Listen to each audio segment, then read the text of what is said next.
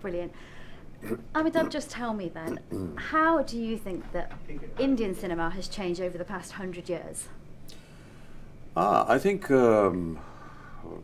most of the changes have been pretty universal, much like cinema in any other part of the world. It's just that we haven't had the technological backup or the facilities for it in the early years, partially due to the fact that it was unaffordable. And of course, getting the latest equipment was through government not permitted to import stuff, and if you did, it was put under very heavy duty. So a lot of the equipment that we needed was unavailable.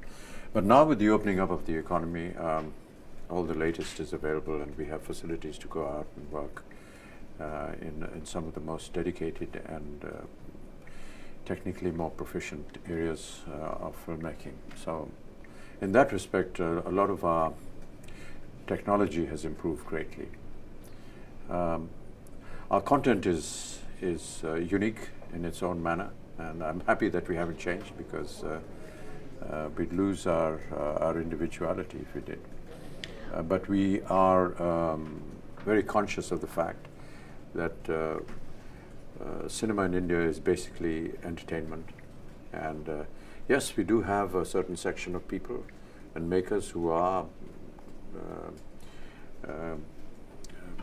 producing, directing, acting in films which have more, let's say, a more realistic value.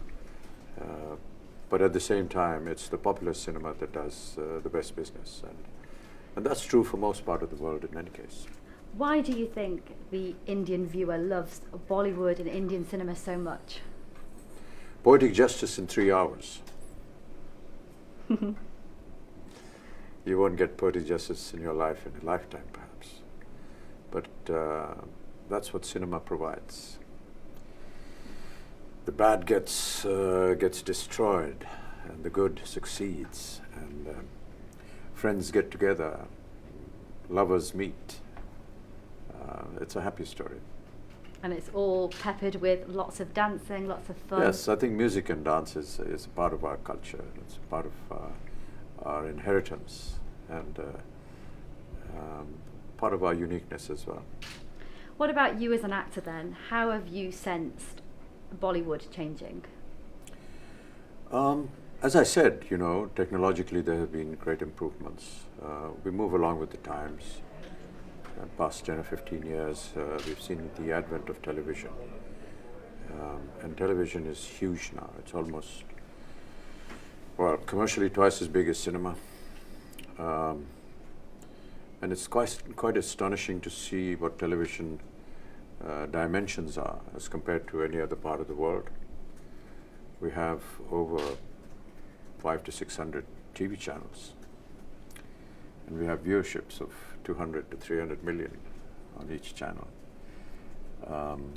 That's an incredible amount of statistics for any large country that in the rest of the world. I mean, you have somebody doing 10 million, 12 million viewership, and they're opening champagne bottles. But this is like half a city in India would take care of that. So those are the kind of dimensions, and both terrestrial and satellite. So that is huge. And television itself is as I said, becoming very large. It has a great impact. It's very immediate. So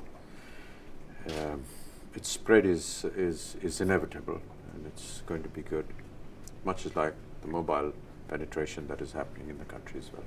So keeping in mind all these technological factors, I think people are also now very conscious of what they want to see as far as the content is concerned. I mentioned earlier at the conference just now how the largest percentage of youth in the entire world is in India today, between 35 and 18, and they are